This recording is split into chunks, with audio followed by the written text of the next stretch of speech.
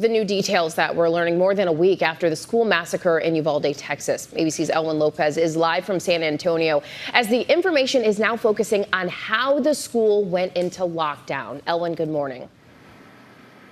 Hey, Janae, this community and the nation continues to mourn as those who were brutally taken away are still being laid to rest. And now we're learning what happened just moments before that gunman rushed in, unleashing the deadliest mass shooting in a school in nearly a decade.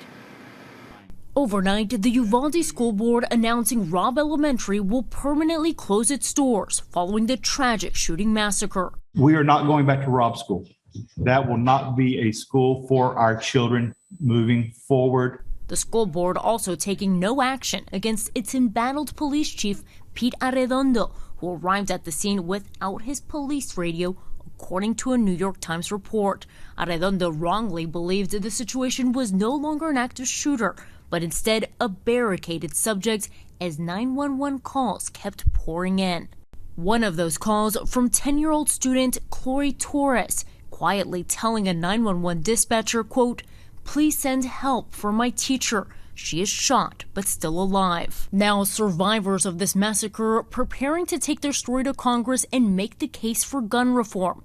Members of Congress will also hear from relatives of survivors and victims from the Tops grocery store shooting. I have conversations all the time about racism and, gun violence, and now it's my story. So it's extremely important for me to be there to represent my community. Vice President Kamala Harris at the U.S. Conference of Mayors urging lawmakers to take action. No 9-year-old should be afraid to go to school. And no 18-year-old should be able to buy a weapon of war. But on Capitol Hill, talks already being mired down in partisan tensions. Here's a gun I carry every single day to protect myself, my family, my wife, my home. I hope the gun is not loaded. I'm at my house. I can do whatever I want with my guns.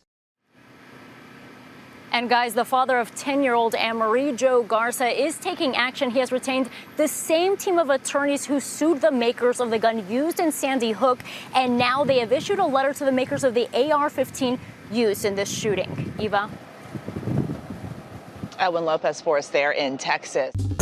Well, hey there, GMA fans. Robin Roberts here. Thanks for checking out our YouTube channel. Lots of great stuff here. So go on, click the subscribe button right over here to get more of awesome videos and content from GMA every day, anytime. We thank you for watching, and we'll see you in the morning on GMA.